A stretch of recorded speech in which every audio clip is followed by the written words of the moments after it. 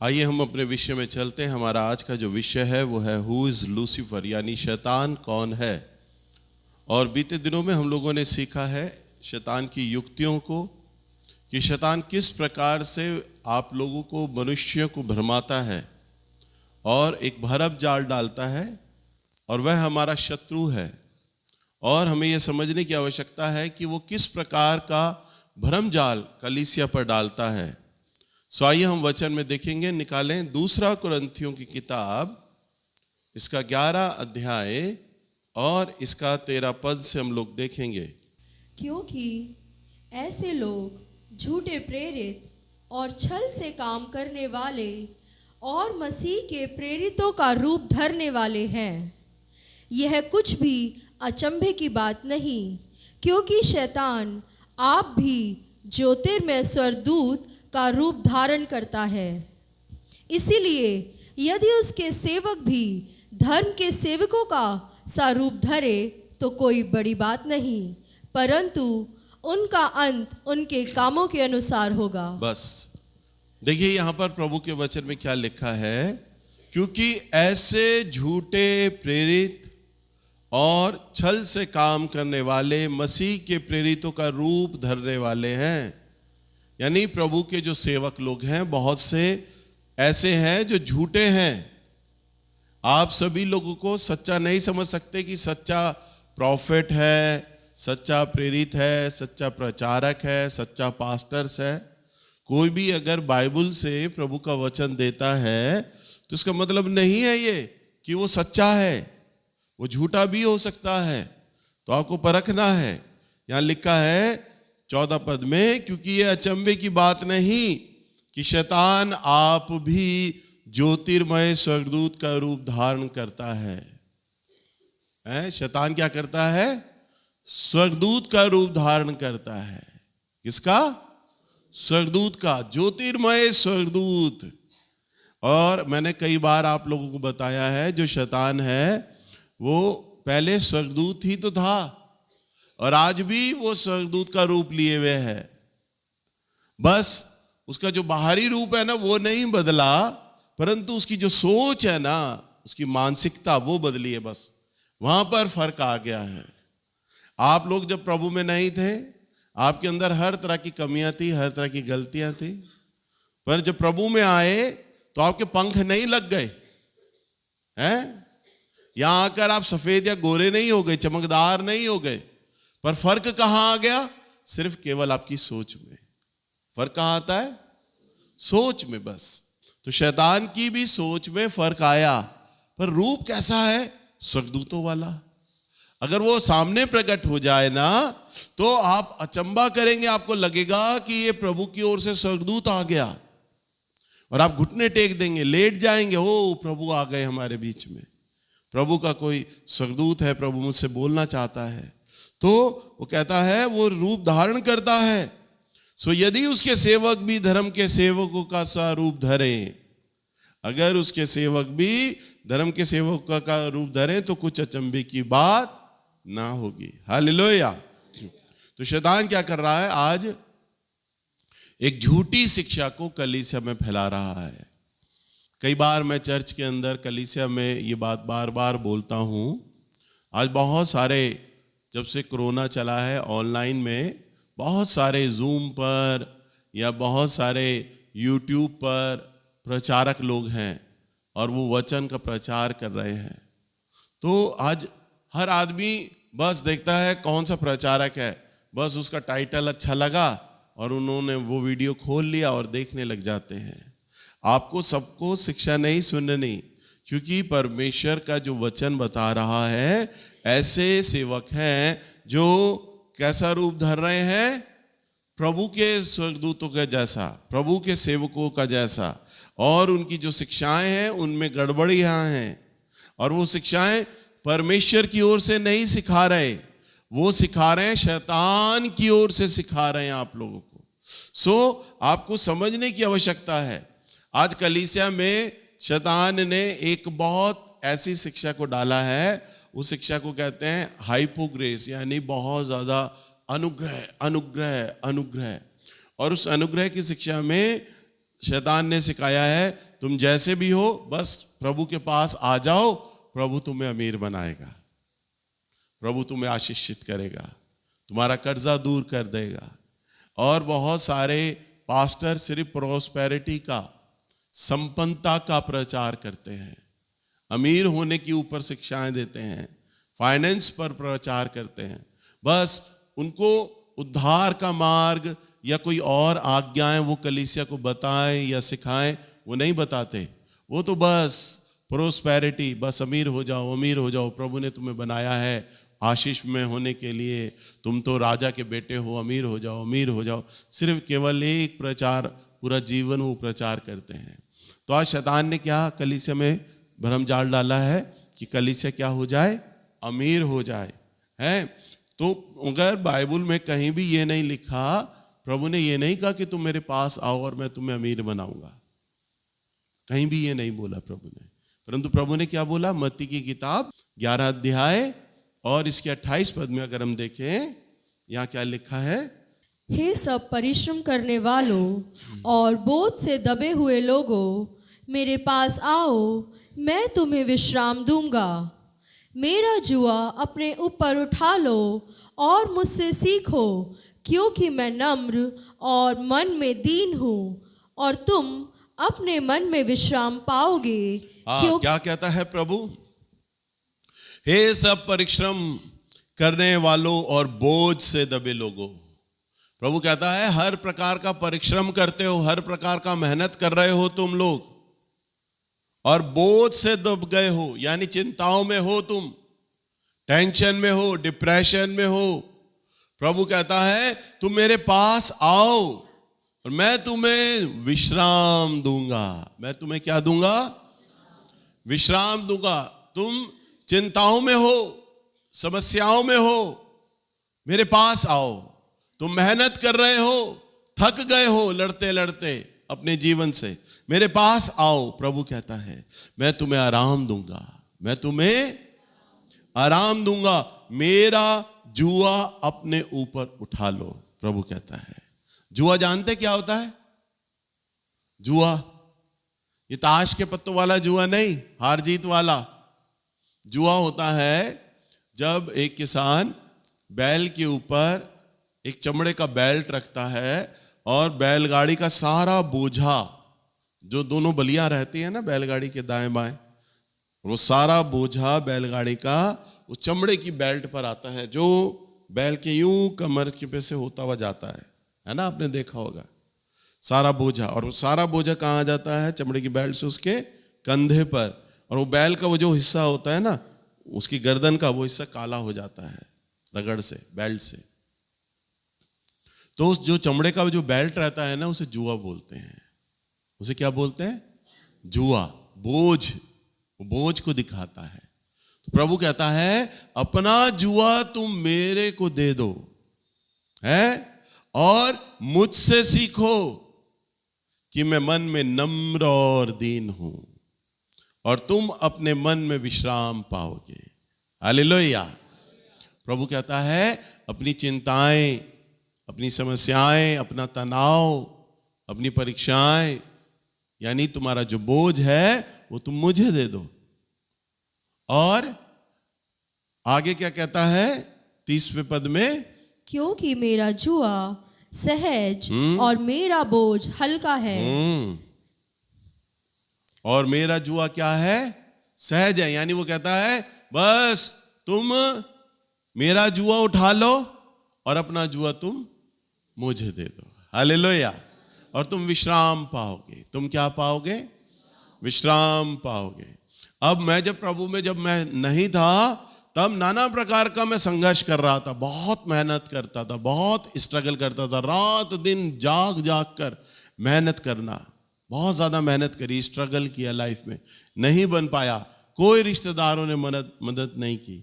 परंतु जब प्रभु के पास आया और प्रभु के पास जब मैंने अपनी चिंताएं, अपनी समस्याएं जब मैंने प्रभु के आगे रखना आरंभ किया, तब प्रभु ने मेरी तमाम चिंताएं, समस्याओं को अपने ऊपर लेना आरंभ कर दिया। और उसने कहा अपना बोझ तुम मुझे दो और तुम हल्के हो जाओगे, तुम विश्राम पाओगे, मैं तुम्हें आराम दूंगा।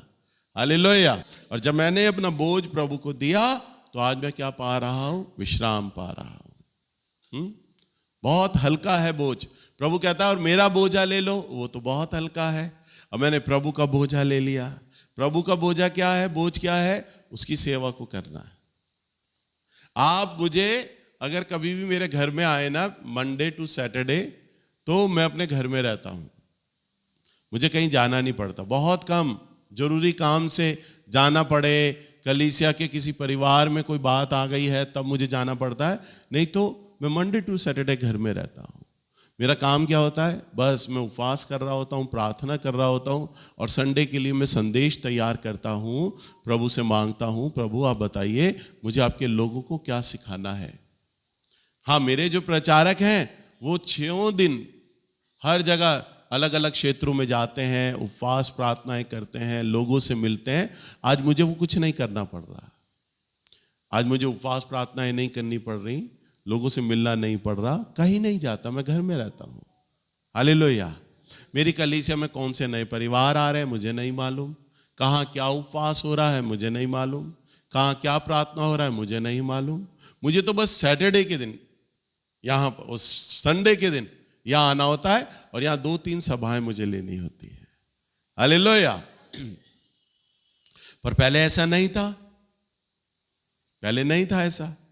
जब मैं प्रभु के पास आया तो प्रभु ने अपने वचन में बोला मुझे, जो मेरे पादरी साहब ने कहा कि बेटा प्रभु का जो बोझा है ना वो तुम लो।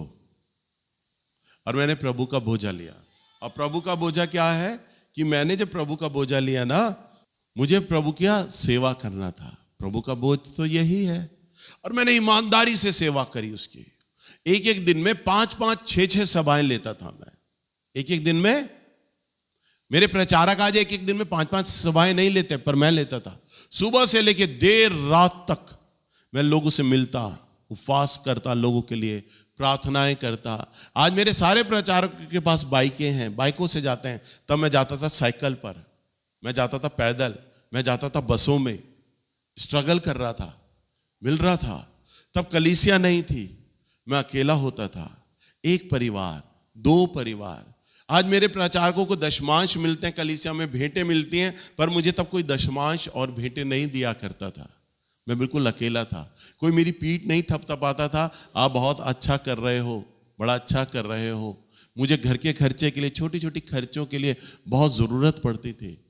आज आप आराम से कह सकते हो मेरी पत्नी है, मेरा बच्चा है, हम कैसे करें। मेरी भी पत्नी, मेरा बच्चा भी था, तब मैं स्ट्रगल कर रहा था। मैं अपने बच्चे को अच्छे से खाना नहीं खिला पाता था, कपड़े नहीं पहना पाता था। मेरा जो बड़ा लड़का है ना शानू, उसकी बचपन की 1 या 2 फोटोएं हैं मेरे पास फोटोएं भी नहीं है उसकी, क्योंकि उस जमाने में मोबाइल बहुत कम होते थे और फोटोग्राफर से फोटो खिंचाने के लिए मेरे पास पैसे नहीं होते थे। बहुत तंगी में था मैं, बहुत गरीबी में। तो मैं स्ट्रगल कर रहा था, मेहनत कर रहा था। अपना बोझा मैंने प्रभु को दे दिया था, अपनी चिंताएं मैंने प्रभु को दे दी थी। परंतु प्रभु ने क्या किया, धीरे धीरे मेरा स्ट्रगल कम करता गया, मेहनत कम करता गया, और मेरी जगह मुझे नए प्रचारक प्रभु देता गया, मेरी कलीसिया बढ़ाता गया। और आज ऐसा कर दिया, आज जैसे आदमी रिटायर हो जाता है ना, रिटायर होने के बाद भी उस आदमी के पास काम रहते हैं, पर मेरे पास तो कोई भी काम नहीं। हालेलुया। प्रभु के दास प्रॉफेट नवीन जो कि जब यहाँ आए ना, तो उन्होंने क्या बोला, भैया प्रभु ने आपको अब बड़ा आराम का जीवन दे रहा है, अब आपके जीवन में कोई संघर्ष नहीं, बहुत आराम का जीवन। और वाकई अब मुझे ना शारीरिक मेहनत करना पड़ता, ना मानसिक मेहनत करना पड़ता। प्रभु ने मेरे जीवन में हर एक चीज को दे दिया है जिसके लिए आदमी दौड़ता है, परेशान होता है, समस्याओं को करता है।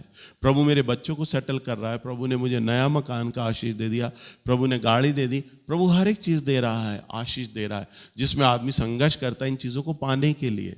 प्रभु ने मुझे सारी चीजों को दे दिया। हालेलुया। प्रभु धन देता है, ये नहीं कि वो धन नहीं देता, देता है, आपको अमीर बनाता है, आपको गरीबी से निकालता है। पर हमें प्रभु का स्वभाव सीखना है कि प्रभु क्या चाहता है हमारे जीवन से। प्रभु चाहता है कि अपना बोझा तुम मुझे दे दो। हालेलुया। कलीसिया के अंदर प्रचारक लोग सिखाते हैं, आप आओगे तो आप अमीर हो जाओगे, आप रातों रात प्रभु आपको बढ़ा देगा। रातों रात कोई चमत्कार नहीं होने वाला, परंतु ये धीरे धीरे आपको करेगा। प्रभु आपको आराम देता जाएगा आपके जीवन में, और आपके जीवन में प्रभु जानता है अब इसे धन का भी आवश्यकता है। किराए का मकान है, इसे अपने मकान की आवश्यकता है, इसके ऊपर कर्जा है, अच्छे कपड़े नहीं हैं, बच्चों का शादी ब्याह करना है। प्रभु सारी बातें जानता है। आप क्या प्रार्थना में प्रभु को याद दिलाओगे, परंतु प्रभु को सारी बातें पता है, और वो क्या करता है, धीरे धीरे आपके जीवन में विश्राम देता चला जाता है। हालेलुया। और जहां पर हमें पैसे की आवश्यकता होती है, वो आपको पैसा भी देता है, और भरपूरी से पैसा देता है। हर एक चीज के लिए प्रभु आपको पैसा देता है। हालेलुया। वो कहता है मेरा बोझा अपने ऊपर उठा लो और अपना बोझ मुझे दे दो। तो प्रभु ये नहीं कहता मैं आपको धनी बनाऊंगा, परंतु प्रभु कहता है अपना बोझ तुम मुझे दे दो। जब बोझ दोगे ना, मैं अपने आप तुम्हें धनी बना दूंगा। हालेलुया। मैं तुम्हारे जीवन को सफल कर दूंगा। प्रभु का एक दास है पौलुस। नए नियम में अगर हम देखें, नए नियम की किताब में, तो पौलुस का दास है पौलुस। अगर हम प्रेरितों के काम की किताब में देखें नए नियम में, और इसके 18 पद में अगर हम देखें, तो यहां पर पौलुस ने बाइबल के अंदर 13 किताबें लिखी हैं। कितनी किताबें? 13 किताबें। और जो 13 किताबें हैं ना, वो पौलुस एक ऐसा प्रभु का दास रहा जिसने 13 किताबें लिखी, और सारे चेलों से ज्यादा उसने प्रचार किया। सारे चेलों से ज्यादा वो अलग अलग देशों में घूमा और प्रभु का वचन का प्रचार किया। परंतु उसका जो काम, वो बिजनेस करता था। पौलुस व्यापारी था। उसने ये नहीं बैठा कि प्रभु मैं आपकी सेवा कर रहा हूं तो दशमांश मुझे मिले, बेटे मुझे मिले, मैं आराम से काम करूं। आज बहुत सारे प्रचारक, बहुत सारे पास्टर सेवा शुरू कर देते हैं। किस लिए? कि मुझे दशमांश मिलेगा, मुझे भेंटें मिलेगी, मुझे फ्री का पैसा मिलेगा, मुझे कोई नौकरी नहीं करनी पड़ेगी, मेहनत नहीं करनी पड़ेगी। और पौलुस बिजनेस करता था, प्रभु की सेवा। और देखो प्रेरितों के काम 18 अध्याय और 1 पद में अगर हम देखें यहाँ, इसके बाद पौलुस एथेंस को छोड़कर कुरिन्थुस में आया। हाँ, अब 3 पद पढ़ो। उसका और उनका एक ही उद्यम था। उद्यम था यानी व्यापार था, इसीलिए वह उनके साथ रहा और वे काम करने लगे, और उनका उद्यम तंबू बनाने का था। हाँ, क्या था उनका काम? तंबू। पहले के जमाने में ईंट रोड़ी नहीं हुआ करता था, इससे बिल्डिंग नहीं होती थी। लोग तंबू वाले मकान में रहा करते थे, दुकानें खोलते थे, उनके तंबू होते थे। तो तंबू का व्यापार बहुत था। तो पौलुस का तंबू बनाने का काम था, टेंट मेकर था वो। अब तंबू बनाने के काम से वो पैसा अपने लिए अर्जित भी करता था, और वही पैसा प्रभु की सेवा में लगा दिया करता था। और यहां पर क्या लिखा है 4 पद में? वह हर एक सब्बत के दिन आराधनालय में वाद विवाद करके यहूदियों और यूनानियों को भी समझाता था। बस। और वो क्या करता था? हर जगह जाता और लोगों से वाद विवाद करता, उन्हें समझाता और प्रभु का वचन प्रचार करता। यानी टेंट का काम करता, बिजनेस करता और प्रभु की सेवा भी करता। हालेलुया। सो कलीसिया के अंदर बहुत भ्रांतियां हैं धन को लेकर। कलीसिया आती है धन को पाने के लिए, हम धनी हो जाएंगे, प्रभु के पास आएंगे। प्रभु के कई सेवक लोग सेवा इसलिए शुरू कर देते हैं, हमें फ्री का पैसा मिलेगा, दशमांश मिलेगा, भेंटे मिलेगा, हम अमीर हो जाएंगे, इसलिए वो चर्च खोल लेते हैं, इसलिए वो सेवा में आ जाते हैं। परंतु परमेश्वर का जो नियम है ना, आपको आशीष देने का, धनी बनाने का, वो क्या कहता है? मेरे पास आओ, मैं तुम्हें विश्राम दूंगा। तुम बोझ से दबे लोग हो, मेरे पास आओ, अपनी चिंताएं, अपनी समस्याएं तुम मुझे दो, और मेरा बोझा तुम बस ले लो अपने ऊपर। तुम्हारी सारी चिंताओं को मैं दूर कर दूंगा। सो आज कई लोग जब सेवा में आते हैं तो शैतान उनको क्या देता है? विचार देता है कि तुम्हें सेवा से धन मिलेगा। शैतान इस प्रकार की कलीसिया में आज झूठी शिक्षाओं को फैला रहा है, और जब उन सेवकों को या कलीसिया को जब धन नहीं मिलता ना, तो वो क्या हो जाते हैं? टूट जाते हैं। उनका विश्वास प्रभु पे से हट जाता है, वो आराधनालय में आना बंद कर जाते हैं। क्योंकि वो चर्च में किस लिए आ रहे थे? किस लिए? अगर आपके मन में भी ये अगर कहीं विचार कूद रहा हो ना कि मैं आऊंगा और मैं अमीर हो जाऊंगा, या किसी ने आपको बताया हो, तो अभी से विचार छोड़ दो। मैं आपको सच्चाई बता रहा हूं, तो आप ये विचार छोड़ दो। क्योंकि अगर आप ये सोच कर आए हो कि मैं आ रहा हूं और मैं प्रभु धनी बनाएगा, तो आपका क्या होगा? आप अमीर नहीं बनोगे, पैसा नहीं आपका हो जाएगा, तो आप क्या हो जाएगा? आपका विश्वास टूट जाएगा, आपका भरोसा प्रभु पे से चला जाएगा, और आप कुछ महीने या दिनों के बाद यहाँ आना बंद कर देंगे। इसलिए मैं आपको पहले ही सच्चाई बता रहा हूं कि प्रभु आपको धन का आशीष देगा। मुझे उसने दिया, वो पक्षपात नहीं करता, वो आपको भी देगा, परंतु उसका कंडीशन क्या है? तुम मेरे पास, प्रभु कहता है, तुम मेरे पास इसलिए मत आओ कि मैं तुम्हें धनी बनाऊंगा, परंतु तुम मेरे पास इसलिए आओ कि तुम मुझे खोजो कि मैं कौन हूं, कि मैं कौन हूं। अगर हम प्रभु के वचन में देखें, निकालिए मत्ती की किताब, इसका 6 अध्याय और इसका 31वां पद।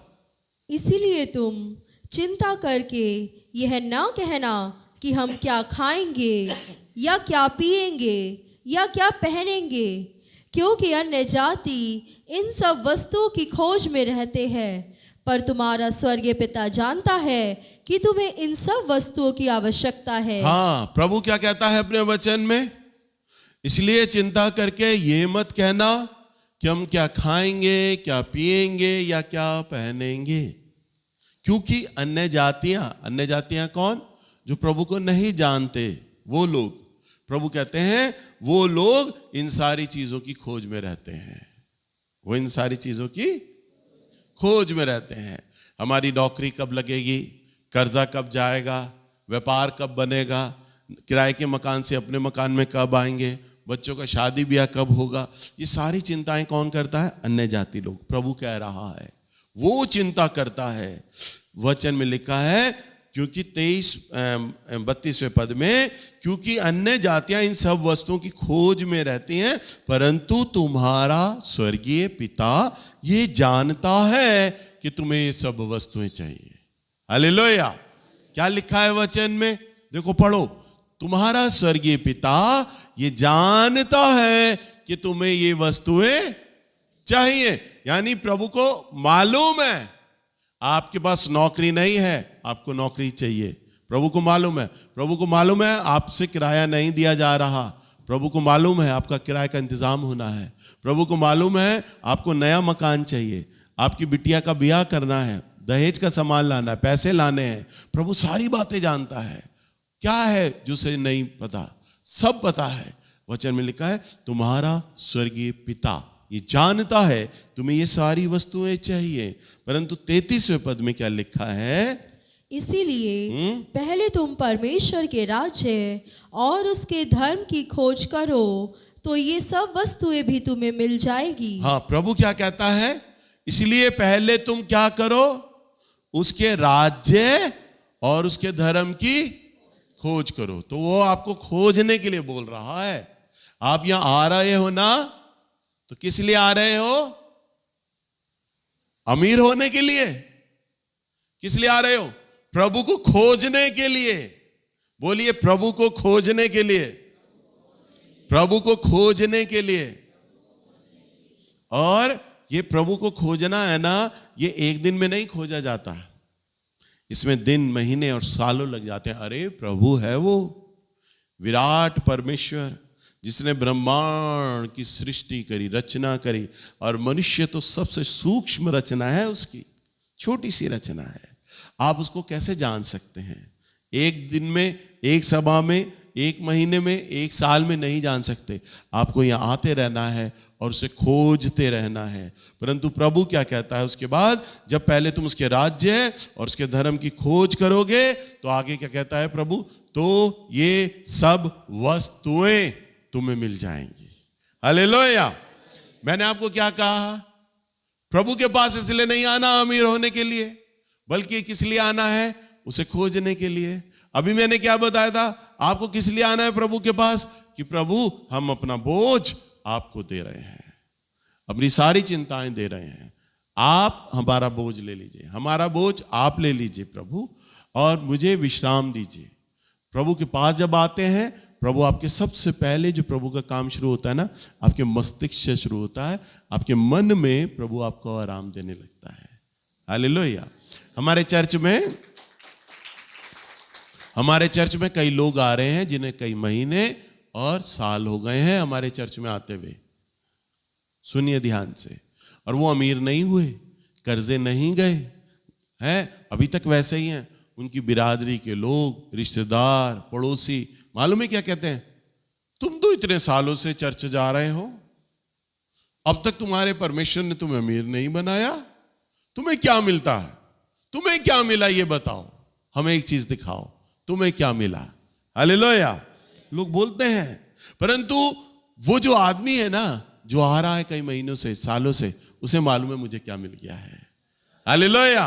प्रभु ने मेरा बोझा अपने ऊपर ले लिया है। हालेलुया। तो लोग क्या देखते हैं? भौतिक चीजों को।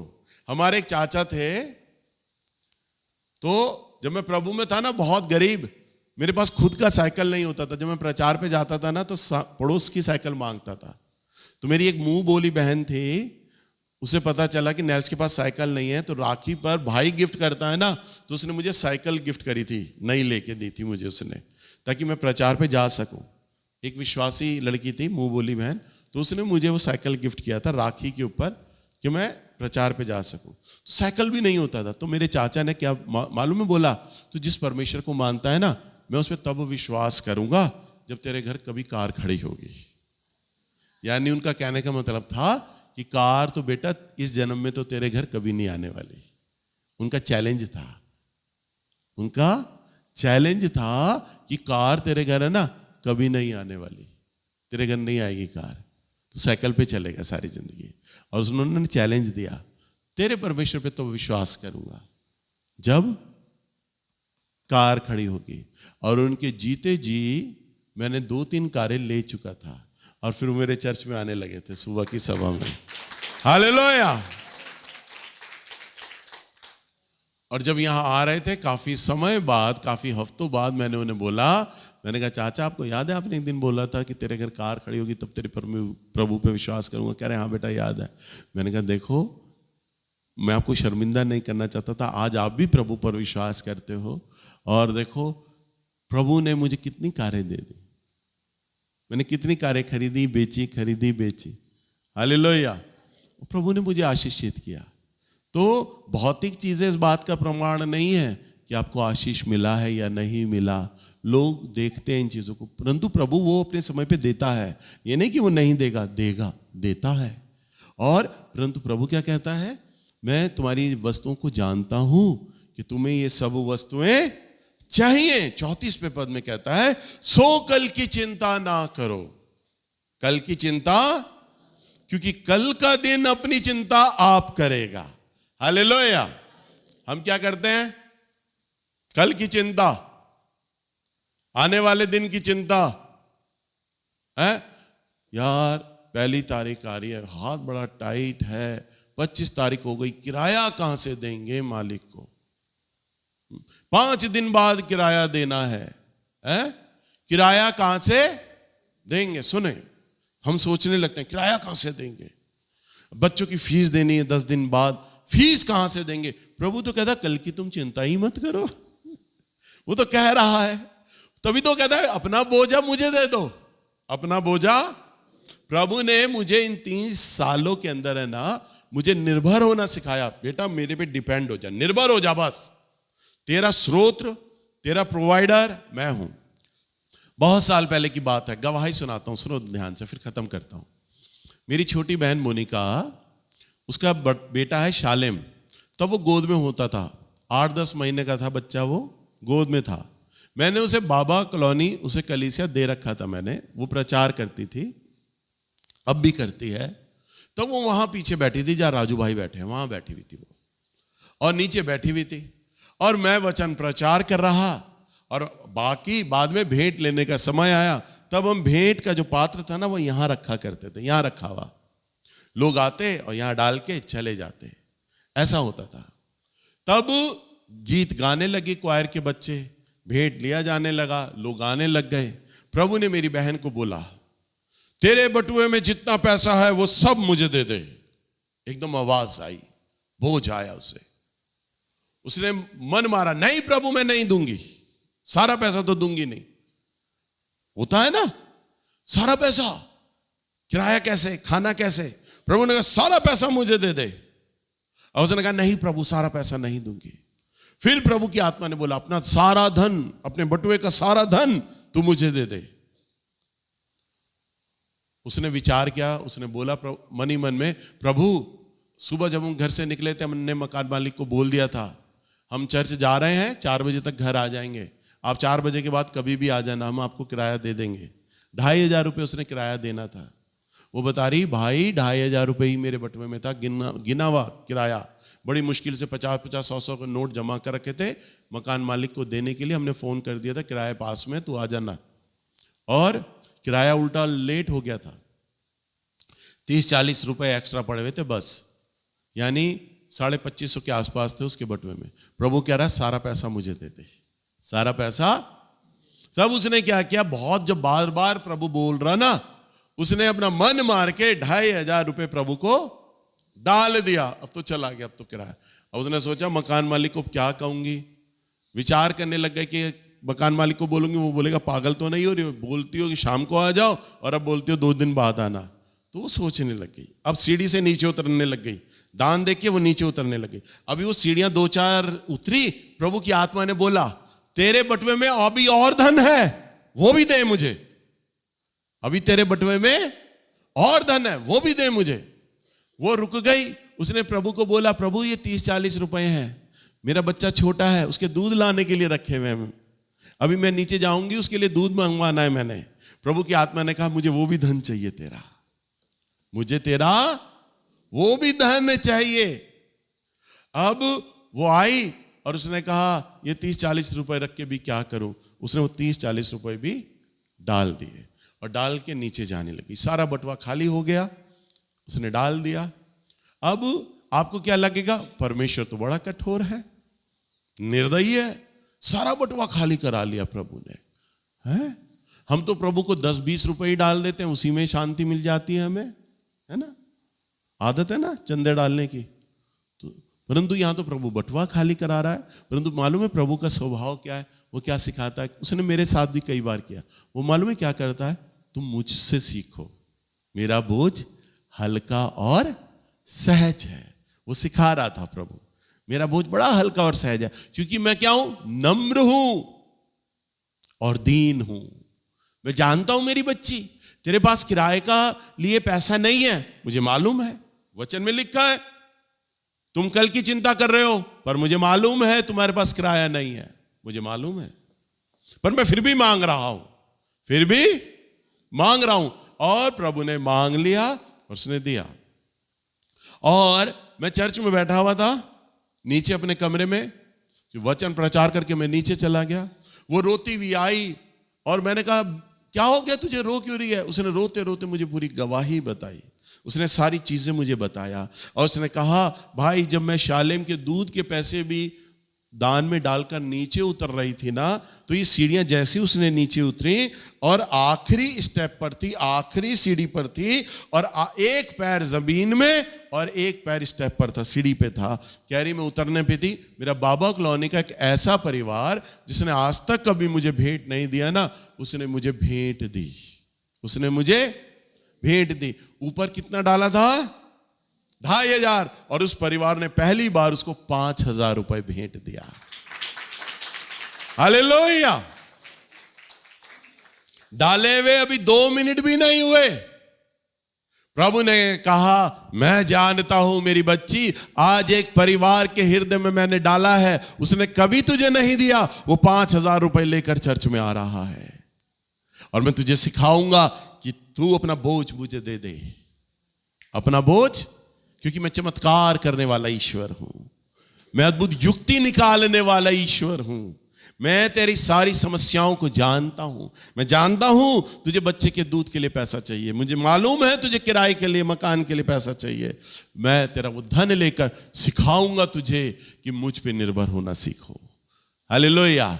और उसने वो पैसा दिया पैसा डालने के बाद जब वो नीचे गई तो 5,000 रुपए जो प्रभु ने पहले से ही वो उस व्यक्ति को ठहराया हुआ था दे दिया। हालेलुया। अगर मेरी बहन 2,500 रुपए अपने मन को कठोर कर लेती ना, नहीं 2,500 है मैं क्यों डालूं, मैं नहीं डालूंगी, किराए के मकान के लिए निकालना, कभी डाल दूंगी मैं दोबारा, अभी नहीं डालूंगी, पैसा जब ज्यादा होगा तब डालूंगी, अभी नहीं डालूंगी। अगर वो प्रभु की आज्ञा को सुनकर उस समय जो प्रभु उसकी अगुवाई कर रहा था उसे छोड़ देती और वो नीचे जाती ना, तो जैसे वो आदमी उसे नीचे मिला प्रभु उसका मन तुरंत कठोर कर देता, अब नहीं देने इसको पैसे। अब फिर उस परिवार के मन में आता, हम लाए तो थे 5,000 लेकर, परंतु हमारी भी तो जरूरतें हैं, कर्जा हमारा भी है, नहीं डालते दीदी को अभी नहीं देंगे, अगले महीने दे देंगे, बाद में दे देंगे, नहीं देंगे। हालेलुया। मनों को खोलने वाला मेरा परमेश्वर है। हालेलुया। हर एक चीज को उत्पन्न करने वाला मेरा परमेश्वर है। अद्भुत युक्ति निकालने वाला, योजना बनाने वाला, उपाय करने वाला, तभी तो उसे यहोवा निसी कहते हैं। उसका नाम है यहोवा निसी, उपाय करने वाला ईश्वर। हालेलुया। सो वो आप लोगों के लिए उपाय करता है।